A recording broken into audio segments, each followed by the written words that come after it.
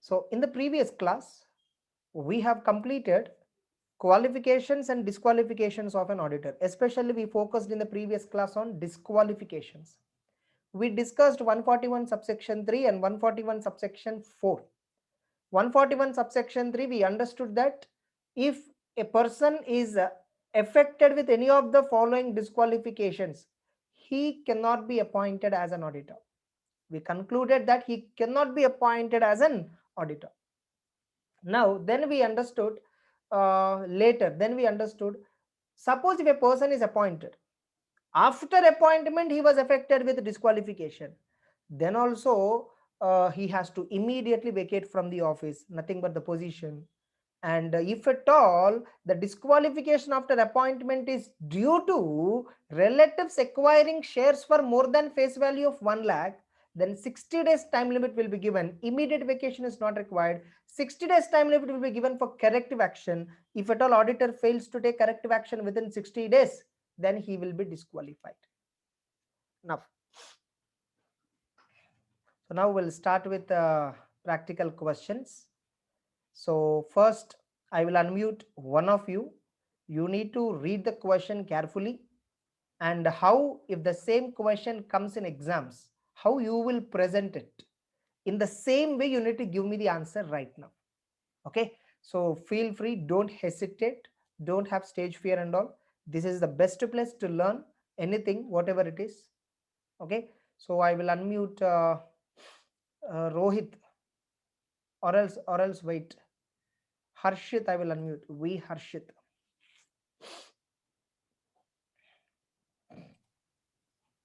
Harshit, Harshit, are you there? Yes, sir. Yeah, bit louder, ma. Sir, I'm at reading room. This much. Sorry, I'm at reading room, sir. Study room. you can't read, ah? This much is enough. I can continue. If this Sorry? much of voice, if this much of sound is enough, I can continue. Yeah, this sound is good.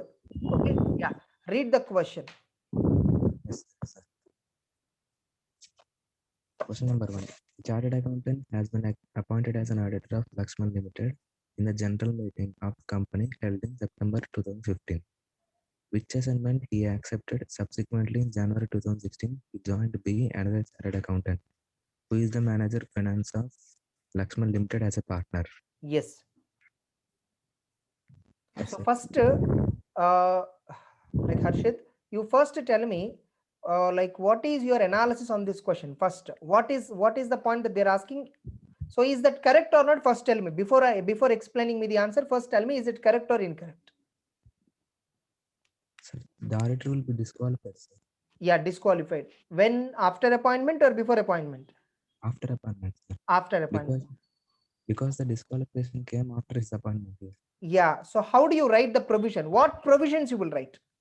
Yes, sir. Provision according to provisions of Companies Act 2013. If the officer or employee of the officer of the office, a person who is a partner or employee of the officer or employee of the officer of the company is not eligible to appoint an auditor of the company. Yes. Analysis in the given case. Sir, one more point I have to add to provision, sir. What is that? If the disqualification appears after the appointment of auditor, then he will immediately vacate the office then he shall immediately vacate the office. Yes. Okay. Then analysis. In the given case, Mr. A. Chartered Accountant has been appointed as an auditor of Lakshman Limited in September 2015. Subsequently, he joined B. another Chartered Accountant who is a manager finance of the Lakshman Limited. Yes. Conclusion. Hence, the manager, Mr. B. a Chartered Accountant, manager finance of Lakshman Limited, became a partner of A. Hence, the auditor A, the person A cannot be appointed as an auditor. He should immediately vacate the office of the auditor. Yes, almost very good, Harshit. Very good. You are from, by the way, where are you from? Guntur, sir. Guntur. Guntur. Yeah, very good. I didn't expect this level of explanation. So you explained the provision completely, analysis and conclusion also completely. What generally many students, how they write is, like they just give the, if a partner of an officer or employee is appointed, he is disqualified. In the given case, Mr. A is appointed as an auditor. Subsequently, he joined B, who is an officer of the company. Therefore, A is disqualified and shall vacate immediately. This is how many students write. They don't give complete answer like this. You gave almost complete. You'll get 3 out of 4 easily. Sir, but Okay. my main problem is I can't able to identify questions, sir. In the like they will be asking different ones, sir. Sorry? In examination, the questions will be in different ones, sir. Like No, no, not no, no. giving You the need not. They will not be any different. If you are really clear with the concept, you can definitely write that. So in all the different ways, we are going to work in this class, through this class. So yes, sir, need not worry. Okay. that is only problem, sir. Yeah, fine. Good, Harshit. Good. Yes, sir, thank you. Fine, ma. Now, how you should write in exam this question, I'll give you one detailed answer. I will write and show you how you should write this in exam. Always remember, this is how your answer paper booklet will be there. Keep the question always on the top. Question number 1. Question number 1. And also there will be a left margin in your question. So there also mention question number 1. The first and foremost thing that you need to keep is relevant provision. Relevant provision. Keenly observe all of you how I am going to write and present the answer. In the same way you should present in exam. See, I don't want you to exactly copy paste the sentence. I'm asking you to follow the manner in which the presentation is to be done. Relevant provision. As per the provisions of Companies Act, as per the provisions of Companies Act, as per the provisions of Companies Act 2013, a person who is an officer, who is a partner, who is a partner or in employment of, who is a partner or in employment of an officer or employee of the company. A person who is a partner or in employment of an officer or employee of the company is disqualified for appointment as an auditor, of such company. See how complete you should write, how detailed answer you should write. See, I'm not asking you to write irrelevant. Write relevant answer, detailed manner. He cannot be, he is disqualified for appointment as an auditor. Further, if disqualification arises, if disqualification arises after appointment, if disqualification arises after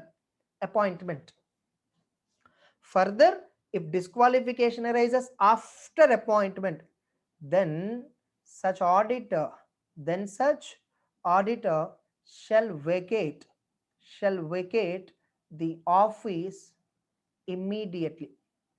Now here 60 days exception, are you supposed to write or not is the question. If you look at the question, they are not focusing on disqualification related to shares, relative. So you need not write that. This is enough. It is to be noted that this is very important. It is to be noted that this point nobody writes. That's a problem. It is to be noted that the term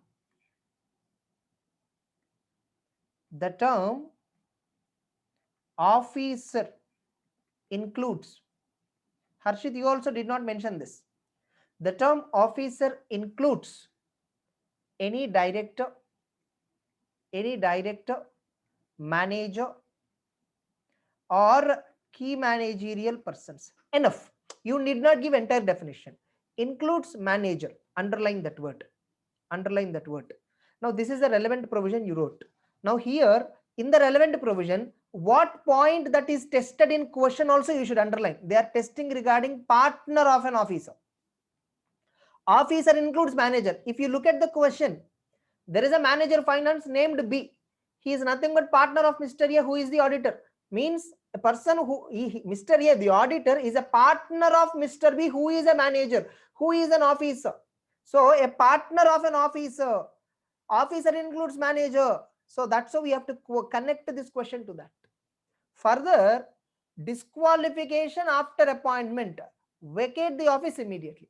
If you underline these points, key points in the entire provision. See, examiner, now you see only underlined points. Let us read. A partner of an officer, okay, is disqualified. Agreed. Disqualification after appointment, vacate the office immediately. Officer includes manager. See, entire relevant question, whatever they're asking, relevant points I underlined. Now you need to do analysis and conclusion. Analysis and conclusion. What is the analysis and conclusion? In the given case, Mr. A is appointed, Mr. A was appointed as an auditor, for Lakshman Limited in AGM on September 15th, September 2015. Let us assume some date. Subsequently after appointment,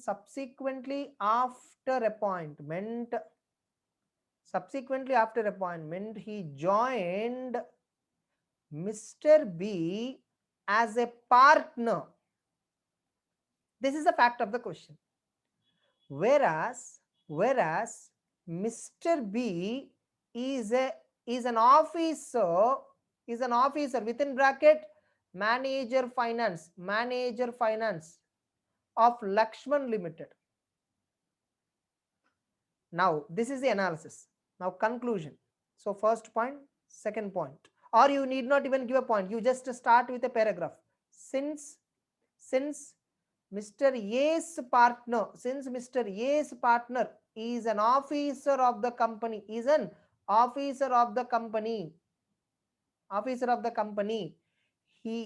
shall be disqualified. And shall vacate the office immediately. So vacate the office immediately. Mr. A's partner is an officer, disqualified. That's it. Now you see only underlined points I'll read. See how the answer. Partner of an officer is disqualified. Disqualification after appointment, vacate the office. Officer includes manager. Analysis and conclusion. Mr. A's partner is an officer, so disqualified. Vacate the office immediately. Now you see only underlined points. Even if I see, I can understand what the student wrote. In this way you need to write the answer. Simple. Answer should be not only understandable for you, answer should be understandable easily for the examiner. Examiner stress has to reduce. By looking at your paper, he should not feel much difficulty in valuing it. The easier your paper to value, the better marks that you will gain. So very important presentation technique that you have to follow. Very good. So, okay. Yeah, fine. I hope everyone, are you confident about the presentation? You see how legibly it came. Legible handwriting is enough. Your handwriting need not be extremely super. Moreover, on touchpad I'm writing, so it won't be that perfect. On paper my writing is even more better. Okay, so in this way your answer should be in a detailed manner. See, I did not write any irrelevant point, and I wrote my answer in complete sense. How many students write is a person whose partner is an officer of the company is disqualified. Further, if disqualification arises after appointment, he shall immediately vacate the office. Analysis conclusion. Since Mr. A joined Mr. B, who is a partner in Lakshman Limited, Mr. A is disqualified and shall vacate immediately. This is correct answer only, but not a detailed and complete answer. This kind of answer will get only 2 out of 4. If you write like this, the answer in a detailed manner, you will obviously get full out of full in audit. Who said auditing is not a scoring subject? The problem with auditing is people don't attempt it in a way that it requires. So that's the problem. That's the reason why people can't score in auditing much. Next. Second question. We'll ask Rana Prakash. Rana Prakash, can you read the question number 2? Same way I want Rana Prakash. Are you there, ma? Rana, are you there? No response. Sai Vamshi? Okay, ma. Sai Vamshi, is it possible for you? So, Yeah, Sai Vamshi, is it possible for you? yeah, sir, I will try. Yeah, question number 2. Read question number 2. Same way. Explain how I explained the answer. Okay. Only one question I showed you. Remaining questions I will not show you how to write. I will explain. Yeah, please. Okay, sir. Question number 2. Mr. Rui, a practicing chartered accountant, is holding securities of XYZ Limited having face value of rupees 900. Whether Mr. Rui is qualified for appointment as an auditor of XYZ Limited. Yes. See, ma, Sai Vamshi. Yes, sir. You first see some earphones disturbance is there. Careful. Okay. Okay. First thing, you explain the provision, analysis, and conclusion. Okay, sir. So Based on your actually, explanation, first I will give you marks. How many you'll get based on your explanation. Then I will okay, give you the answer. Okay. Yeah. yes. So actually, I've not attended. Is it okay, sir? I mean, But you know the provision, right? yeah. I have some idea, sir. Yeah. Then based on that, you explain. Okay. Mm. According to the Company Act 2013, Section 143, subsection 3, Section states. number you should only write only if you remember. 143 subsection 3 is a different. That is reporting requirement of auditor. 141 Okay, subsection 3 is 141 subsection 3. disqualification. Yes. Only if you remember right section. Otherwise, don't write. Okay, okay. Sir. According to Company Act 2013, Section 141 uh, deals with qualifications and disqualifications of an auditor. Section 141 subsection 3 deals with disqualification of an auditor. It states that when an auditor or a it states that when an auditor holds security for a face value of more than 5 lakh. Wrong. It's okay. I will explain. Don't worry. Okay. Okay. I think you're Okay, not having complete idea. Okay. Mute yourself. yeah, I'll sir. explain. Now, relevant provision. As per the provisions of Companies Act, a person or his partner or his relative. I mean, you need to explain the introduction very clearly. As per the provisions of Companies Act, disqualifications of an auditor, comma, a person or his partner or his relative is holding any securities or interest in the company, holding company, subsidiary company, associate company, or co-subsidiary company cannot be appointed as an auditor. However, the relative of the auditor can hold securities for a face value of up to 1 lakh rupee. In the given case, if you observe in the provision, I am not writing about subsequent disqualification because here appointment is not yet over. Okay, in the given case, Mr. V is holding securities of face value rupees 900 in XYZ Limited. If the auditor himself is holding securities, then he is disqualified and cannot be appointed as an auditor. The exception is only applicable if relative of the auditor is holding securities up to face value of 1 lakh, not for the auditor himself. Everyone, please reply me. Have you understood or not clearly? All of you? Yes, very good. Next.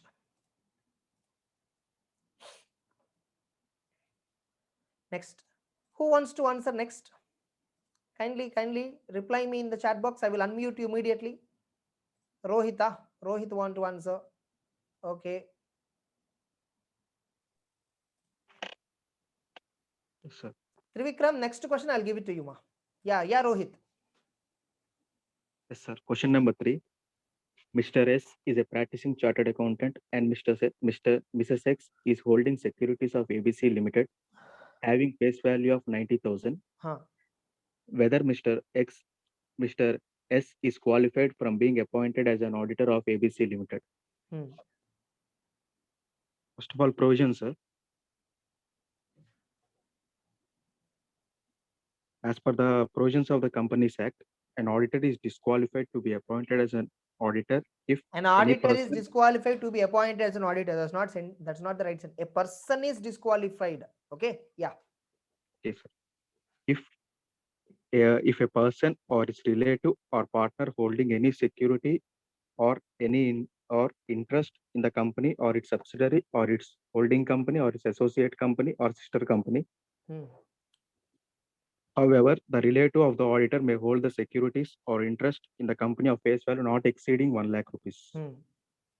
Analysis. In the given case, Mr. S is the relative of Mr. X, Mr. S. Hmm. So she holds securities only up to 90,000, which is not exceeding 1 lakh. Hmm. So in this case, Mr. S is not disqualified to be appointed as an auditor of ABC Limited. Yeah, little bit detail you need to explain the provision. Have you explained the exception? However, the relative of the auditor can hold Sir. securities up to face value of rupees 1 lakh. Have you explained it? Yes, sir. Yeah. Then if it is so, then fine.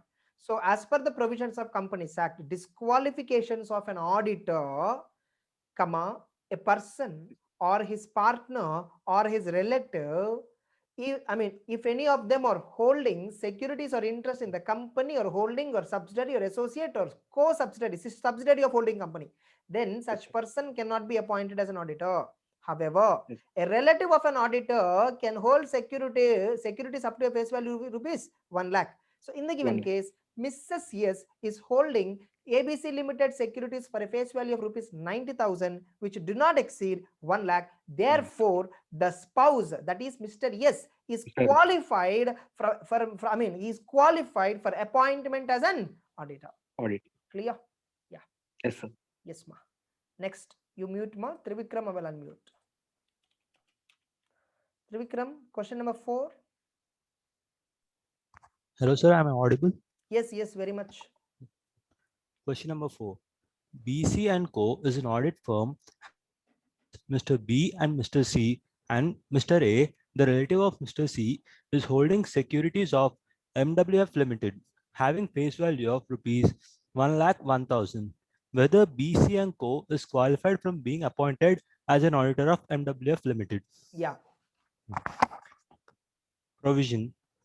According to the Companies Act 2013, a person is not eligible for appointment. A person is not eligible to become an auditor of the company if if he holds the securities or interest in the company or its subsidiary or its holding or associate company, and mm, if he holds the face value of uh, amount more than 1 lakh, is not eligible for the appointment. No, Trivikram, wrong answer. So Provision. yeah, provision As one. per the provisions of Companies Act, disqualifications of an auditor, a person or his partner, that point you did mention. Here the question is about the partner. A person or his partner or his relative is holding any securities or interest in the company or holding company or subsidiary company or associate company or sister company, then they are disqualified from appointment as an auditor. Further, a relative of a person, a relative of such person can hold securities up to face value of rupees 1 lakh. In such a case, disqualification do not apply. In the given case, BC and Co is an audit firm having two partners, Mr. B, Mr. C. One of the relative of Mr. C, that is Mr. A, is holding securities worth of 1 lakh 1,000 in MWF Limited. Since the value of securities exceeds the face value of rupees 1 lakh, BC and Co chartered accountants cannot be appointed as an auditor of MWF Limited. Understood, Trivikram?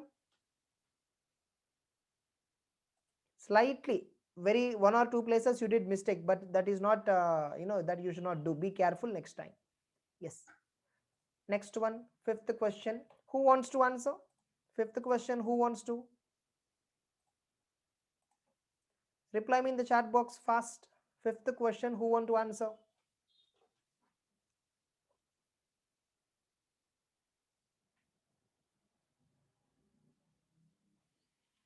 If possible, no, we will have a class on Sunday for 1.5 to 2 hours, if possible. Ravi Kumar, you want to answer, right?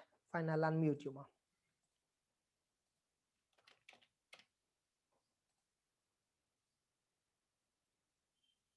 Sir, a little bit disturbance is there. Is it okay? No. So much disturbance. Okay, sir. Sorry, sir. Yeah, fine. I myself explain. Raman Hanuman Associate. Rajeshwari want to answer. Yeah, fine. See, why I want every student to participate is because Every one of you should know how many different ways we do mistakes. Yeah, Rajeshwar, please. Question number 5. Ram and Hanuman Associates, Chartered Accountants in Practice, have been appointed as statutory auditor of Krishna Limited for the accounting year 15 and 16. Mr. Hanuman holds 100 equity shares of Shiva Limited, a subsidiary company of Krishna Limited. Comment. Yeah, next. Proceed, ba. Relevant provision. As per Section 141 of the Companies Act 2013, a person is eligible for appointment as an auditor if he is a chartered accountant. But whereas, as per Section 141, subsection 3, a person is disqualified. A person is relative or partner is holding any securities or interest in a company or subsidiary or holding associate, subsidiary of such holding company. He is disqualified to be appointed as an auditor. However, relative may hold face value of not exceeding 1 lakh. Further, this exception do not apply for auditor himself or partner, right? Or partner, yes. Yeah. Now, in the given case. Conclusion. In the given case, Raman. See, by the way, they are already appointed. By the way, you need to tell even about subsequent disqualification. In the provision. Case, so himself, add further. Yeah. Further, continue. he himself holding securities of 100 equity shares. No. Provision. You should also mention about subsequent disqualification provision that you didn't mention.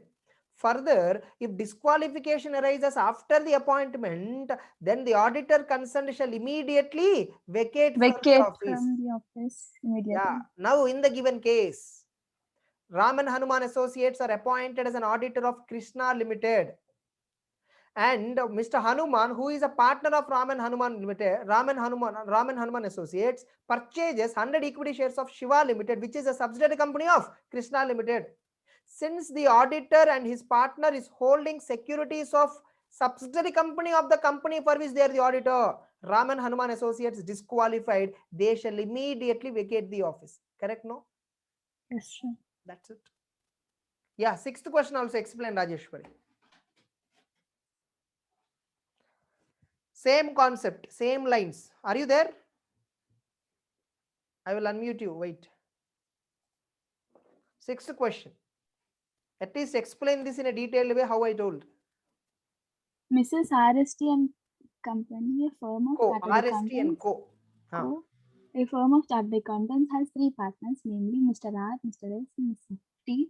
The firm is allotted the audit of Asian Limited. Yeah, fine. Mr. T subsequently holds 200 shares in Asian Limited. Comment. Now, here also subsequent disqualification is there, no? Yes, sir. Yeah, immediately so provision, you should be very detailed. 6 marks question. This will be 5 or 6 marks question they'll ask.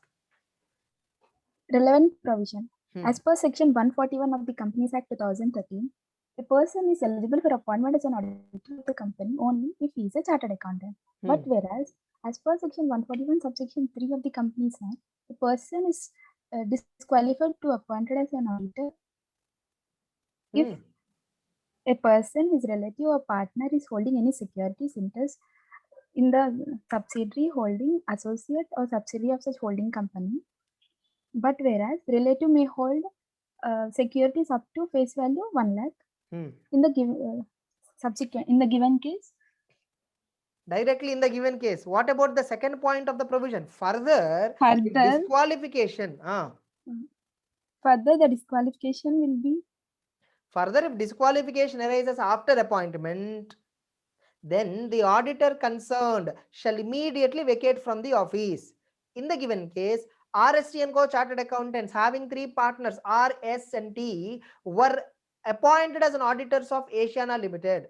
After the appointment, one of the partner of RST and Co, that is Mr. T, purchases shares of Asiana Limited. Therefore, RST and Co is disqualified, shall immediately vacate from the office of the company. Are you clear? Next. Who wants to answer? Amma, COP, the point which is tested is not about COP. We assume if nothing is mentioned, they are having COP. Only if they specifically mention they don't have COP, then you need to consider there is no COP. Yeah. Question number 7. Who wants to answer? Who wants to answer? Question number 7. Thomas. Thomas AJ. Yes, sir. Yeah, question number 7, ma. Sri and Company, a firm of chartered accountants, was appointed as a statutory auditor of Ardhana Company Limited. Aradhana Company Limited. Aradhana Company Limited holds 51% of shares in Sarang Company Limited. Mr. Sri, one of the partners of Sri and Company, owed rupees 1,500 cash on date of appointment of Sarang Company Limited for goods purchased in normal course of business. Comment. Yes. Yeah, please. As per provisions of Companies Act, if a person or his relative or his partner is holding, no, not holding, is indebted to the company or its subsidiary company or its holding company or its associate company or subsidiary of such holding company for more than rupees 5 lakh, he is disqualified as for appointment as auditor. Very good. Next, provision in the analysis and conclusion. In the given case, auditor owed 1,500 to no, in the given case, Sri and Co, a firm of chartered accountants, was appointed as an auditor of Aradhana Company Limited. Now, one of the partner, Mr. Sri, is owing 1,500 rupees to Sarang Limited, which is a subsidiary of Aradhana Limited. Since the amount of indebtedness have not exceeded 5 lakhs, Sri and Co is not disqualified. They can continue as an auditor. That's it. Yes. Eighth question at least. B owes rupees 5,01,000 to C Limited, of which he is an auditor. Is his appointment value? Will it make any difference if the advance is taken for meeting out of traveling expenses? Ma, just 1 minute, ma. Just 1 minute. Yes, continue, ma. 1 minute. Thomas, continue. Please explain the provision clearly once again. As per the provisions of Companies Act, if a person or his partner or his relative is indebted to a company or its holding company or its subsidiary or its associate or subsidiary of such a holding company for more than rupees 5 lakh, then he is disqualified as appointed as auditor. Yes. In the given case, you need to mention about subsequent disqualification, because here auditor is already appointed. See, he is already an auditor. Okay. So if disqualification arises after the appointment, then the auditor shall immediately vacate the office of auditor. No. Yes or no? Yeah. Yes, next, in the given case, B is appointed as an auditor for C Limited, whereas since Mr. B is owing more than 5 lakhs to C Limited, since the indebtedness exceeds 5 lakhs, he is disqualified and immediately he shall vacate. Point number 2. It is to be noted that the indebtedness term includes advance taken for traveling expenses also. So even if the advance is taken for meeting out traveling expenses, it is treated as indebtedness and auditor shall be disqualified. Are you clear? Yes, sir. Next, I will unmute another one. Bhargavi, you didn't join audio itself. In fact, I don't know how you are able to listen the class. 1 minute, please please hold. So I will unmute now. Tharun. Question number 9. Tarun, are you there? Fine, I'll explain. Mr. Y was appointed as an auditor of PQR Limited for the year 31st March 2016 at AGM held on 16th August 2015. For 15-16 year, he was appointed in the AGM which is held on 16th August 2015. Mr. Y was indebted to the company for a sum of 5,10,000, which is more than 5 lakhs, as on 1st April 2015. If you observe, he is appointed for 15-16. His appointment is in between August 2015. He is having outstanding debt on 1st April 2015. Observe the facts, which is the opening date of the accounting year, which has been subjected to his audit. However, Mr. Y, having come to know that he might be appointed as an auditor, he repaid the entire amount on 10th August. 16th August he was appointed. 10th August he repaid. One of the shareholder complained that the appointment of Mr. Y as an auditor was invalid because he incurred disqualification. Now, provision. Here provision, along with provision, you should also write another additional concept. Provision, relevant provision. As per the provisions of Companies Act, disqualifications of an auditor, a person or his relative or his partner, if they are indebted to the company or holding company or subsidiary company or associate company or subsidiary company of such holding company for a sum exceeding 5 lakhs, they are disqualified. Further, it is to be noted that if the indebtedness is cleared before the date of appointment, then the disqualification do not apply. In the given case, Mr. What is the name? Mr. Y was appointed as an auditor for 15-16 financial year in the AGM, which is held on 16th August 2015. Whereas he is having an outstanding loan of 5,10,000, which he repaid on 10th August, well before his appointment date. Therefore, Mr. Y is not disqualified. The shareholder complaint is not valid. Mr. Y is qualified for appointment as an auditor. You have to write, you have to clearly explain the answer. Next, B is appointed as an auditor of PQR Limited at a total remuneration of rupees 10 lakhs, classified as under. For unit X of the company, some 6 lakhs. Unit Y, 2 lakhs. Head office, 2 lakhs. Total remuneration agreed, 10 lakhs. Head office, 2 lakhs. Unit Y, one of the branch, 2 lakhs. And for one of the branch, 6 lakhs. Unit X. As per the terms, B can collect his fees on progressive. So whenever he completed over, he can collect on that. On completion of audit of unit X and or Y, okay, whenever you complete X, we will give you remuneration related to X. If you complete Y, you can take remuneration related to Y. B completed the audit of unit Y and recovered 6 lakhs on account of fees, even though the entire audit is not completed. Explain whether Mr. B is indebted to the company for an amount exceeding 5 lakhs and therefore disqualified. This is first question. Second question I'll discuss later. Provision, same provision.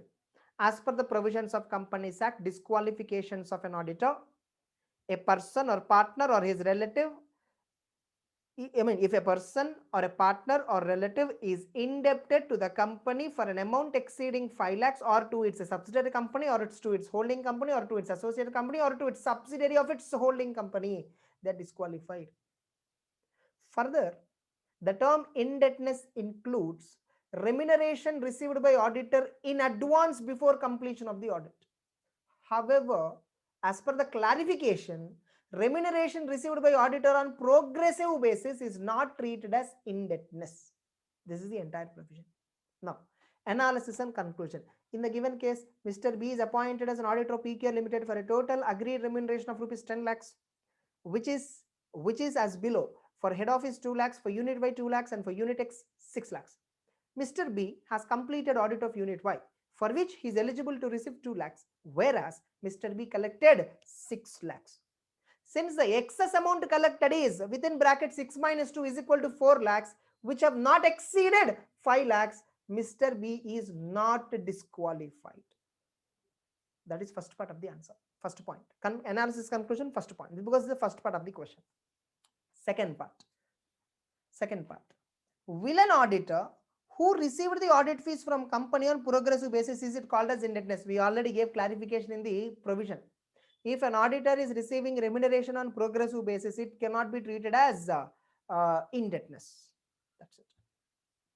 With this, the practical questions related to qualifications and disqualifications are completed. All of you, please let me know, are you all confident until now? Please let me know, are you confident until now? And your duty is what, you have similar questions here. Every similar question you should read, relevant question. This is how in previous examinations, MTPs, RTPs, the questions were asked.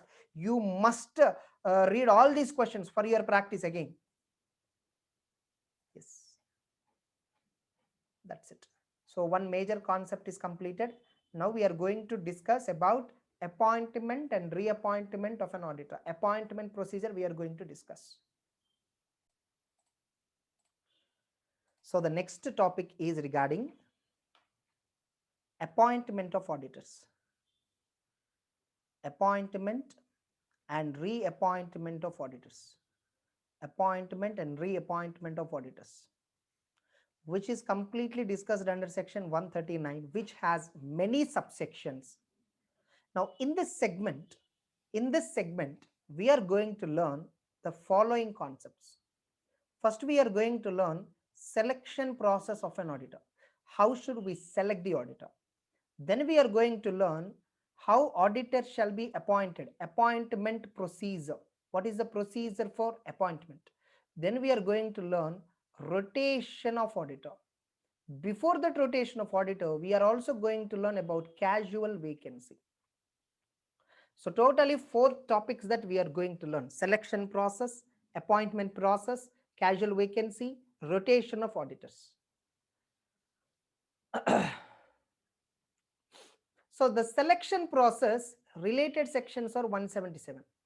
Again, this is 139, this is 139 subsection 8, this is 139 subsection 2 to subsection 4, and here there are 4 subsections, subsection 6 and subsection 7. That's it. Only 3 subsections mainly, broadly. So these are the broad sections that we are going to learn in this particular appointment and reappointment. The first one that we need to discuss is selection process is different, appointment process is different. Selection process is different, appointment process is different. Appointment process you are going to learn separately for government company, separately for non-government company. The appointment process is different for government company and non-government company. Selection process is also different for government company and non-government company. But in our syllabus, only non-government company selection process is there. Government company, how the auditors will be selected, that will be taken care by C&H. Government company auditor, how he will be appointed, C&H, but we have this in syllabus. Appointment procedure for government company auditor is there in syllabus.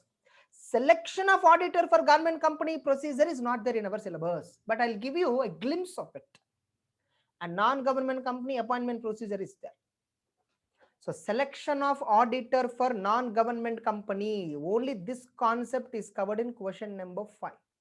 Appointment procedure for government company and non-government company is covered in our material at question number 6. Selection of auditor.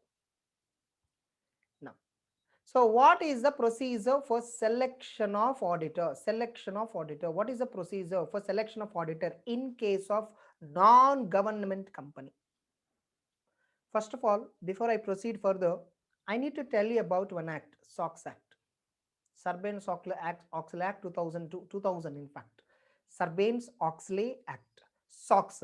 In fact, today, once you become chartered accountant, you will be recruited by some companies. One of the work that you do, what you know, SOX compliance work. Yes, see, SOX compliance work you will be doing after you are recruited and appointed. Okay, SOX compliance work you will be doing. So what is this SOX Act is about? What is this SOX Act is about? SOX Act is focusing on corporate governance. The major focus of the SOX Act is corporate governance and internal controls. Governance, see, governance itself covers everything. Risk management, governance covers internal control, whatnot. Everything is covered in governance process, corporate governance. What do you mean by corporate governance?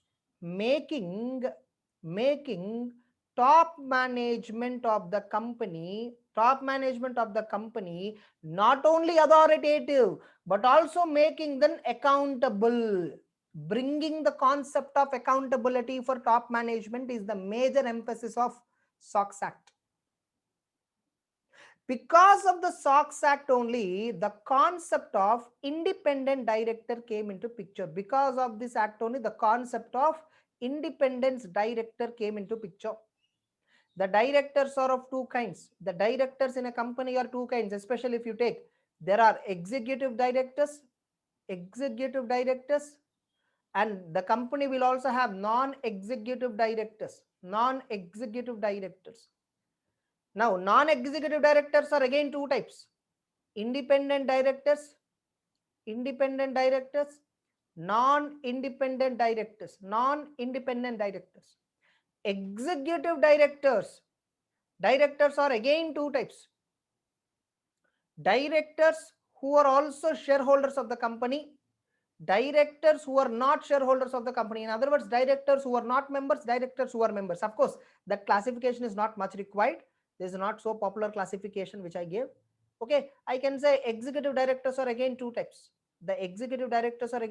You can say managing director will only be one, and whole time directors, remaining directors are whole time. The directors who are working on every day, executive means work, the directors who are working on day-to-day affairs of the company, who are regularly working on the company.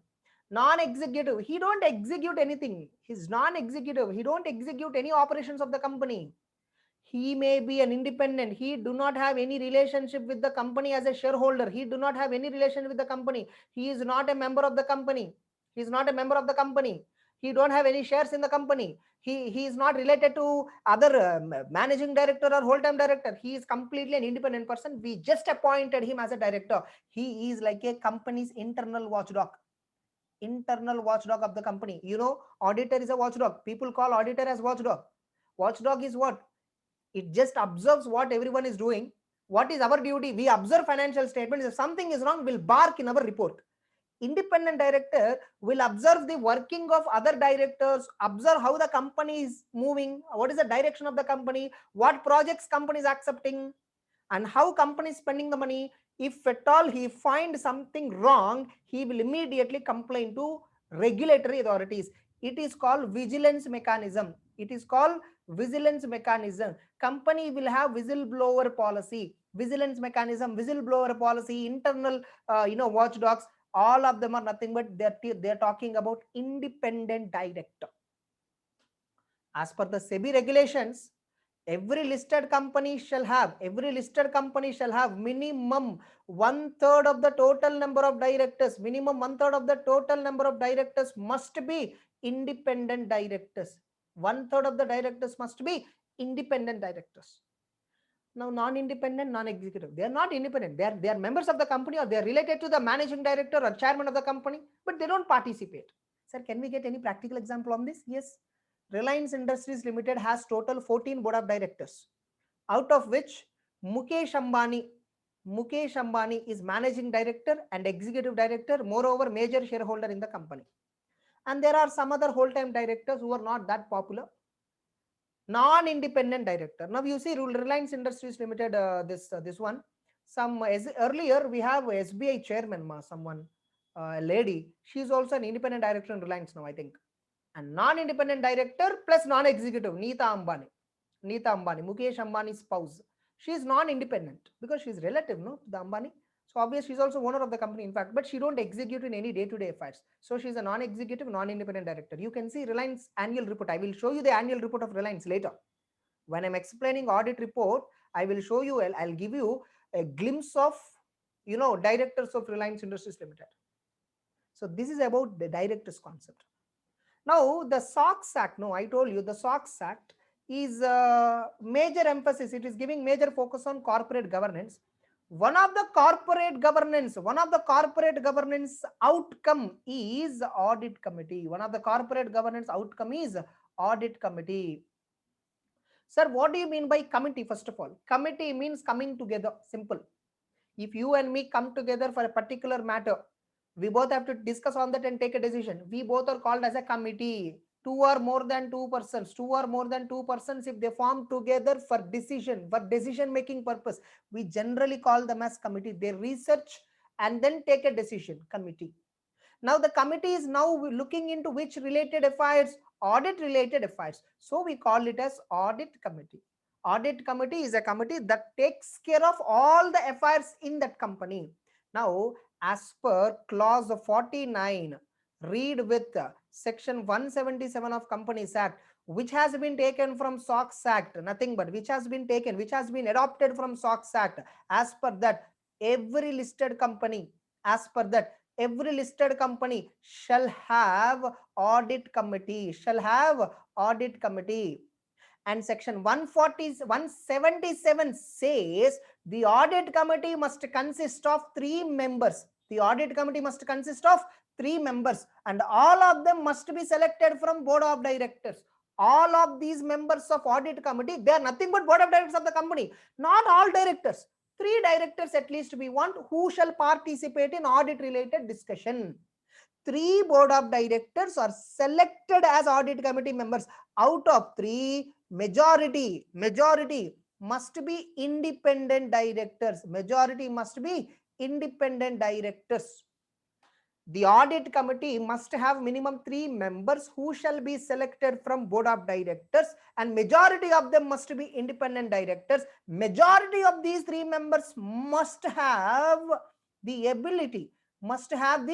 ability to read and understand financial statements. They must have the ability to understand financials. I told you, reading balance sheet P&L is not a layman task. A layman cannot understand balance sheet P&L. In fact, if at all you have not joined in CA course or commerce background, you don't know what is balance sheet. First of all, you don't know what is P&L. Because you're a commerce background student, because you're pursuing CA course, you know what is balance sheet, what is P&L, what is schedule 3, what is accounting standard, what is accounting policy, what is accounting estimate, what is Ind AS. You only can understand that. Do you think a normal person can understand what is balance sheet and P&L, all that? Definitely not. So the audit committee, the persons who are coming together for discussing matters related to audit, must have ability to understand financials. Only if they understand financials, they can discuss about audit of financials. So now tell me, all of you, one concept we learned, what is composition of audit committee? What is composition of audit committee? Audit committee must consist of 3 members selected from board of directors, and majority of them must be independent directors, must have the ability to read and understand the financial statements. So that is audit committee. Majority of the audit committee members, you see, independent directors. Now you see, no need to write, Andy. None of you don't write anything. Everything is there in the material. I am only writing to make you more attentive, to make it more interesting and attentive. That's it. Now, what is the selection procedure for auditor in case of non-government? Selection process of auditor. Sir, what is the selection and appointment process? Broadly, what happens? See, I told you, audit committee, there is a concept called audit committee, and audit committee concept came into picture because of Sarbanes-Oxley Act, and the same has been adopted in our Companies Act. Audit committee, majority of the people must be independent director, which means in appointment of auditor, audit related matters, who are looking into audit related matters, independent directors are looking into. Why independent directors shall look into audit related matters? If at all other than independent director, suppose if Mukesh Ambani looks into audit related matters, who should be auditor, who should not be auditor, he can bring his close friend. But if the power is given to independent director, they don't have any interest in the company. See, this company is not mine, I'm not having any interest. They pay me some remuneration, that's it. I need to work as per the law. I work honestly. Independence of mind will be high for independent directors. That's why you see all audit related affairs were handed over to whom? Audit committee. And this audit committee is majorly managed by whom? Independent directors. Now, how auditor selection will happen? It depends on the type of the company.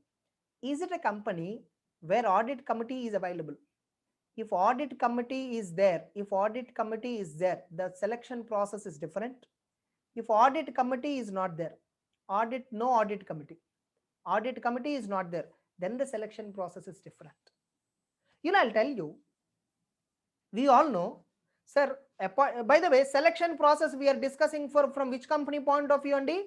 Non-government companies only we are discussing about selection of auditor. Sir, what about government? I will discuss that later. Now, there is a big fight going on now with the institute and others, some small auditors, everyone are fighting like this. Selection of auditor power is given to board of directors. You see Companies Act, how clever Companies Act is. Companies Act says, see, India, a biggest democracy, we give the power to appoint auditor to shareholders. It is the shareholders who decide who can be auditor of the company. But remember, the auditor is selected by whom? Not the shareholders. Board of directors are the one who are selecting the auditor. Board of directors are the one who are selecting the auditor. Shareholders will come for the meeting, just approve it and then go. See, if at all a shareholder has to reject, he has to show reason, no. And moreover, remember, auditor can be appointed just by ordinary resolution. Ordinary resolution. The managing director of the company is having more than 40% of the shares, more than 45% of the shares. Ordinary resolution is passed automatically. Just 10%, I can easily convince. The selection, I'll tell you, when audit committee is not there, who will select the auditor? Board of directors will select the auditor and recommend his name, recommend that auditor name to shareholders in AGM. And the members of the company at AGM shall approve the auditor. Shall approve the auditor. Now, when this is the case, when board of directors, now tell me, members don't have another option. Company should so and so auditor. He is independent only. He don't have any interest in the company. But the fact is that person is selected by board of directors, and board of directors are the one who is fixing the remuneration. Who is fixing the remuneration? The board of directors are the one who are fixing the remuneration. They are the one who is selecting the auditor. Yes, I'm a board of director. I'm a director in company. I bring my best friend. He does not have any shares. He is not disqualified. Law permits him. I recommend him as an auditor. I fixed him good remuneration. He listens to whatever I'm saying. I recommended. You all shareholders, you don't know anything. You just appointed him. This is the big problem in India. Not just in India, across the world. Why, in spite of audits, why so many frauds are coming out? Why, in spite of audit, until the company became insolvent, why people are unable to realize about the company? Do you ever thought about a company will become insolvent? No, you didn't even think about it. Jet Airways, nobody thought Jet Airways will become insolvent. Within 3-4 months, it became insolvent. What auditor is doing? He is just silent. Why? He is appointed by board of directors. Sir, shareholders, no, shareholders only, sorry, shareholders only. But the selection is by board of directors. Now, when audit committee is there, what is the selection process? What is the selection process if audit committee is there? If audit committee is there, audit committee will select. Audit company will select the auditor. The selected auditor shall be recommended to board of directors, and the board of directors will recommend to members. Members will appoint the auditor at AGM. Even in a case where audit committee is applicable or available, members only are appointing, but selection is not by board of directors who are related to the company. The selection is by audit committee, in which independent directors take the decision. Independent directors. If independent director is taking decision, he will select an auditor who is right. If there is a problem for the auditor, he will complain to audit committee, and audit committee will report to SEBI, or auditor may directly report to SEBI. Auditor will be more independent if auditor is selected by audit committee. But I'll tell you one point here. First audit committee will select the auditor on a suitable basis. Audit committee will select the auditor on a suitable basis. This is how it happens. Suppose in Reliance Industries, I'm the director. 14 members are there, including me. And I'm an independent director also. So, me and 2 more directors, all 3 of us formed a committee called audit committee. Now, all 3 of us sit together and we were looking for auditors. Now, we searched Google, everything, our sources, friends, everything we tried. We finalized 3 auditors. 3 proposed auditors. 3 forms we finalized. We are in confusion among these 3 whom should be appointed. Now, all 3 of us just did vote of hands. One auditor was selected by us. We selected this auditor based on his size, based on his experience, how big firm it is, how many articles they have, how many employees they have, from how many years it is working, what is the experience of each and every partner, how many partners they have. So many parameters we have seen, and finally selected. We thought, yes, this fellow can really handle our company well. We selected, and our meeting is over. Now board meeting announced. All three of us are also board of directors. No, we three of us are went. Remaining 11 are there. Total 14 directors were there. So many discussions came. Now audit related discussion came. So I stood up. I told remaining board of directors, see, me as a member of audit committee selected ABC and Co Chartered Accountants as our proposed auditor for the next financial year. Remaining board of directors, everyone also agreed. Board resolution passed. Now this auditor will be recommended by board of directors to members. How they will recommend? Through notice of AGM. Through notice of AGM. Through notice of annual general meeting, the auditor selected by me will be informed to members. Members will be given 21 clear days. They will read everything and then come to the meeting, and then they attended the meeting, finally appointed the auditor. Over. Now here, one different crux is there. Suppose I selected ABC and Co and recommended to board of directors. We three are okay with him. Okay, remaining 11 are there. Out of 11, 7 objections I received. Out of 11, 7 objections. Already out of 14, out of 11 remaining, all three are accepted. 3 accepted. Getting it? 9 objections came out of 11. Only 2 directors supported us. Remaining 9 directors did not support us. No sir, sorry sir, this auditor we don't agree, because recently only on his name there is a case going on, sir. If we appoint him, our company repute will spoil. Like that, board of directors are saying some objection. But I don't know that there is some case going on against the auditor. Fine. I told directors, give me half an hour to 1 hour time. I'll go back and come. Or 1 day time. All 3 audit committee members came back. We inquired, really is there a case that is going on, all that. We have seen everything. We understood, no, that is nothing, completely a rumor. That's not a fact. That's not a fact, it's just a rumor. Not even a case. There is no fault of the auditor also. There is a other party whose fault it is actually. He will really win the case. So it is not a big deal. No problem to the company reputation. So we concluded and went back to the board of directors. Dear board of directors, ABC and Co is only our final selection, sir. So sorry, we can't change the selection. Board of directors again, no sir, even if it is a rumor, his name has been so viral, so no, we don't want him. Change it. But we audit committee decided so strongly, ABC company shall be our auditor. ABC and Co shall be our auditor. Now board of directors, remaining 9 members disagreed with us. Okay, audit committee members, you selected ABC and Co, but we don't like him. It's okay, leave it. Board of directors have recommended DEF and Co as the proposed auditor, and 9 directors passed a resolution. In the notice of general meeting, DEF and Co name was mentioned. Shareholders came, approved, appointment is over. Now, if you observe the story here, the board of directors have ultimate power. The board of directors have ultimate power to select the auditor, not even audit committee. Now you may get a doubt, sir. If board of directors have right to reject the audit committee recommendation and select the auditor on their own, why the hell the committee is constituted, sir? Then there is no value for the committee. No, why it has been now created? What is the use of their selection if board of directors can reject? Now there is a crux here. Board of directors, no? Now they selected DEF and Co, right? Instead of ABC and Co Chartered Accountants, instead of them they selected DEF and Co, right? ABC and Co is selected by audit committee. ABC and Co is selected by audit committee.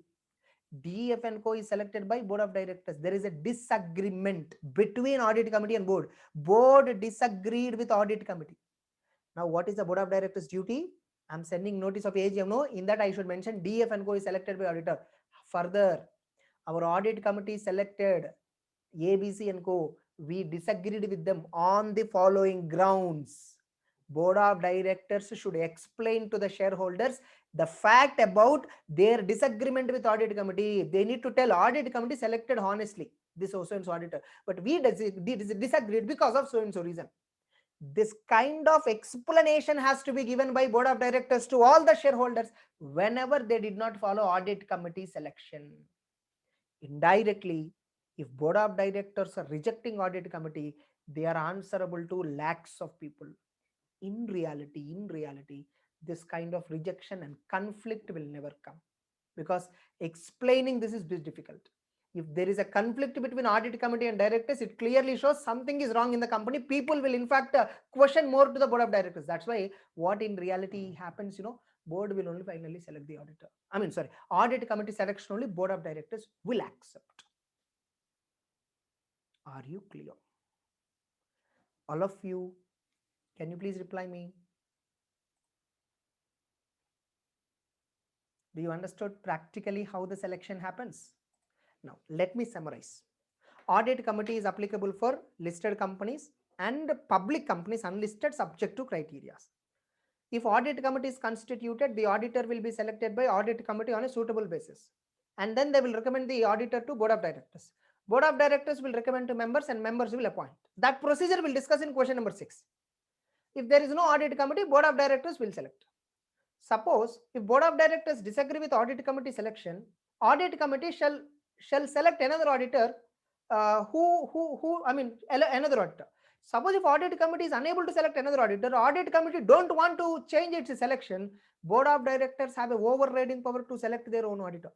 In such a case, board of directors have to inform the members the fact about their disagreement, and also mention about the fact that they selected so and so auditor on so and so grounds.